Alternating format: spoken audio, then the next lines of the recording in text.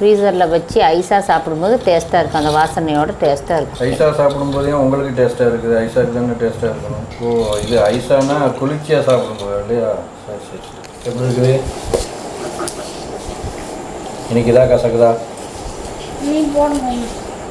எம்மா நீங்கள் சொல்லுங்கள், அந்த ஐஸ் உங்களுக்கு பிடிக்குமா? ஆமாம். நல்லா இருக்குமா? ஆமாம். அம்மா செஞ்சுட்டு வந்திருக்காங்களா? ஆமாம். அப்போ வெளியே ஐஸ் வாங்கி கேட்கக்கூடாது, சரியா? இதே போதும் என்னம்மா, சரியா? வெளியே போனா அப்பா ஐஸ்கிரீம் வாங்கி தாங்கன்னு கேட்பீங்களா? ஆஹா, சரி. எல்லாரும் ஐஸ் சாப்பிட்றோம். பனம்பழ குல்ஃபி.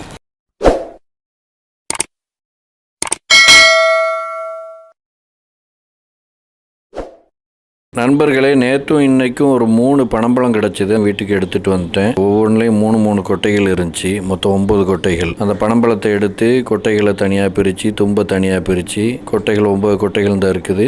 தும்பு இங்கே இருக்குது. இந்த தும்பவளம் பல்போடு இருக்குது, சாரோடு இருக்குது. இப்போ வடிகட்டி வச்சு அந்த சாறு எடுக்கப்படுது. இந்த தும்பில் இருந்து கொஞ்சம் கொஞ்சமாக எடுத்து வடிகட்டுறோம். வடிகட்டி அடியில் அந்த சாறு உழுது, பல்ப் உழுது. இந்த சாறு எடுக்கிற திருப்பணியை என் மகள் நுசலா செய்து கொண்டிருக்கிறார். பனம்பழத்தை எடுத்துகிட்டு வந்து அதில் உள்ள தும்பையும் கொட்டையும் தனித்தனியாக பிரித்து, தும்பில் இருந்து சாரை வடிகட்டி பிரித்து, அப்படி வடிகட்டி சுத்தப்படுத்தப்பட்ட சாரை இப்போ நம்ம சட்டியில் போட்டு விறகடுப்பில் கொதிக்க வச்சு சுண்டை காய்ச்சிட்டு இருக்கிறோம்.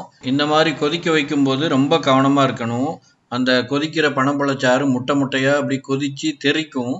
அப்படி தெறிக்கிறது நம்ம மேலே பட்டுடுச்சுன்னா சதையில் அந்த பக்கமே வெந்துடும். அது பொக்களமாக அப்படி நீர் கட்டி போய் இருக்கும். அந்த மாதிரி நீர் கட்டிடுச்சுன்னா அதில் நீங்கள் உடச்சி விடத்துக்கு எதுவும் பண்ண வேண்டாம். அது ஒரு 2 நாள் அப்படி தன்னால் ஆறிடும். உடச்சி விட்டால் அந்த இடத்துல தழும்பு தங்கிடும். பனம்பழம்னாலே அது இனிப்பு தான். ஆனாலும் அதை வச்சு இன்னொரு பண்டம் நம்ம செய்யும்போது கொஞ்சம் தூக்கலாக இனிப்பு இருக்கணும்னு விரும்புவோம். அதுக்காக இப்போ நாங்கள் சீனியை போட்டிருக்கிறோம். சீனி போடலாம், அச்சு வெல்லம் போடலாம், மண்டை வெல்லம் போடலாம், கருப்பட்டி போடலாம். நம்ம விருப்பப்படி ஏதாவது போட்டு இனிப்பை கூட்டிக்கிறலாம். பனம்பழத்தோட தும்புல இருந்து சாரை புழிஞ்சு எடுக்கிறதுக்கு கொஞ்சம் தண்ணி விடுவோம் இல்லையா? அந்த மாதிரி விடப்பட்ட தண்ணி எல்லாம் இப்படி காய்ச்சும் போது ஆவியாகி அது எங்கேயோ போயிடும். கடைசியில் சாறு மட்டும் மிஞ்சும். நல்ல சுண்டை காய்ச்சின சாறு தான் இப்போ பதப்பட்ட நிலையில பாக்குறீங்க.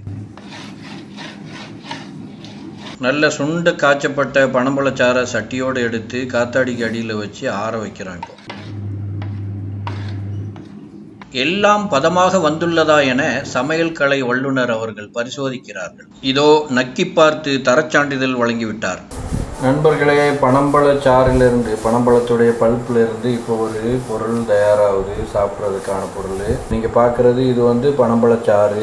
இது என்னது?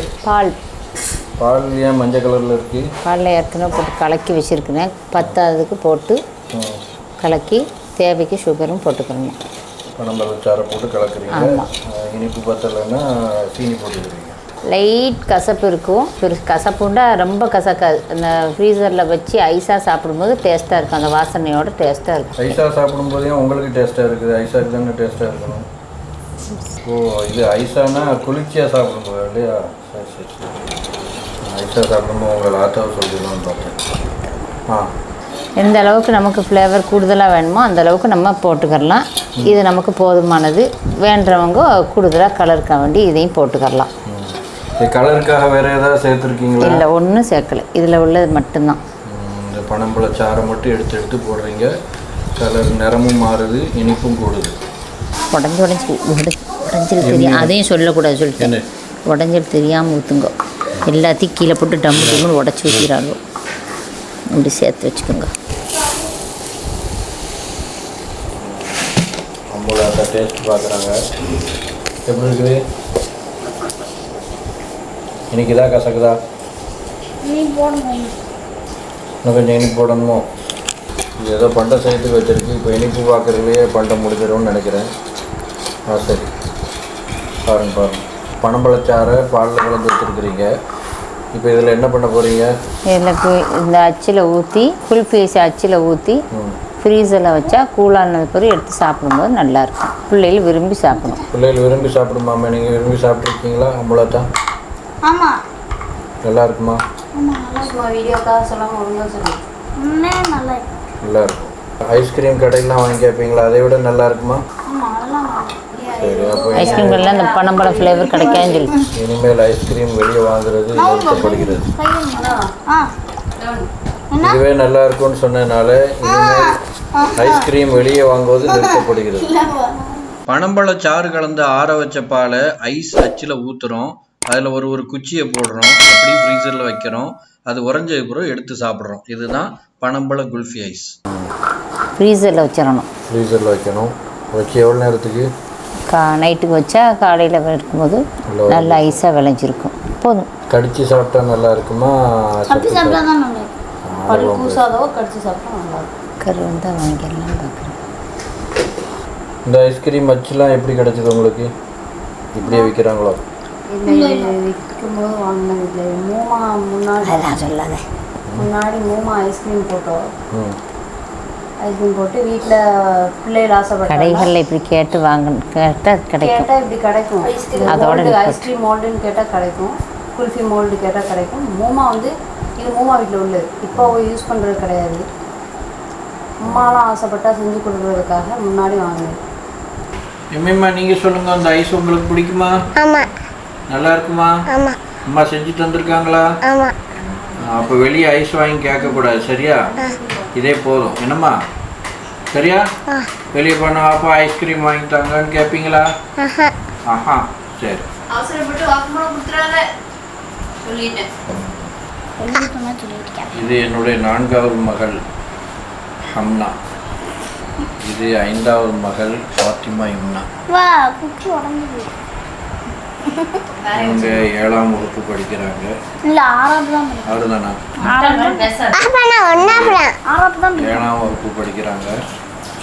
இவங்க என்ன வகுப்பு படிக்கிறீங்க? எங்க எங்க படிக்கிறீங்க? தெரியல. Very good. பள்ளி பெயர் கூட தெரியாமல் படிச்சுட்டு இருக்கிறாங்க. நகராட்சி துவக்கப்பள்ளி காயல்பட்டினம் தீவு தெருவில் இயங்கிட்டு இருக்குது. தனியார் பள்ளிகளுக்கு நிகராக எல்லாம் இப்போ ஆங்கில வழி கல்வி மோகம் இருந்துருக்கு இல்லையா, அங்கேயும் ஆங்கில வழி கல்வி தான் படித்து கொடுக்குறாங்க. தமிழ் வழி கல்வியாக இருந்துச்சு அரசு பள்ளியில், இப்போ ஆங்கில வழி கல்வியாக வச்சுட்டாங்க. எங்களுக்கு தமிழ் வழி கல்வி தான் பிடிக்குங்கிறதுனால தமிழ் வழி கல்வி தான் கேட்டோம். முதல்ல யோசித்தாங்க. அதுக்கப்புறம் உங்கள் ஒரு பிள்ளைக்காக தமிழ் வழி கல்வி தரணுமானாங்க. இடம் இருக்குதா இல்லையா, அரசாங்கம் அனுமதிக்குமா அனுமதிக்காதான்னு கேட்டோம். அனுமதிக்கும்னாங்க. அப்படின்னா எங்களை தமிழ் வழி கல்வியிலே என் பிள்ளைக்கு இடம் தாங்கன்னு சொன்னோம். இடம் தந்துருக்குறாங்க. தமிழ் வழி கல்வியில் என் பிள்ளை மட்டும் படிக்குது. அந்த வகுப்பில் உள்ள அத்தனை பிள்ளைகளையும் இவங்க ஒரு ஆளுக்கு மட்டும் தமிழ் வழி கல்விக்கான புத்தகங்கள் வழங்கப்பட்டிருக்கு.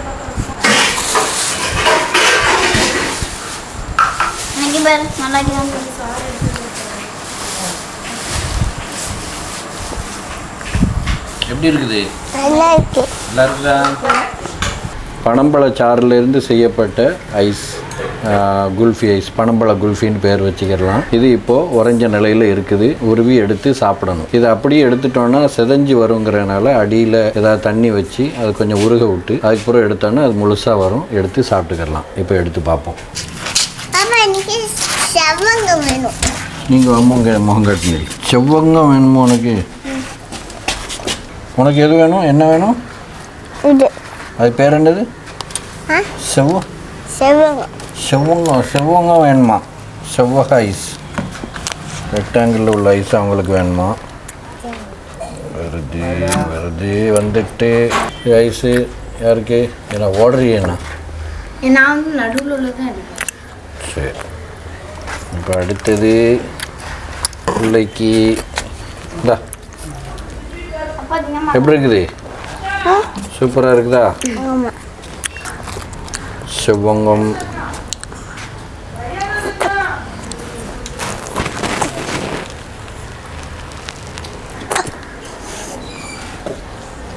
என் வீட்டுக்காரம்மாவுக்கு ஒன்று, இது எனக்கு ஒன்று. எப்படி இருக்கு? ஷேட்டாக இருக்குதா? நல்லா இருக்குதா? நல்லா இருக்கு.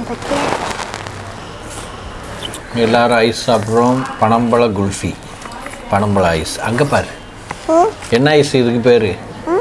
பனம்பழ ஐஸ். பனம்பழ குல்ஃபி சொல்லு.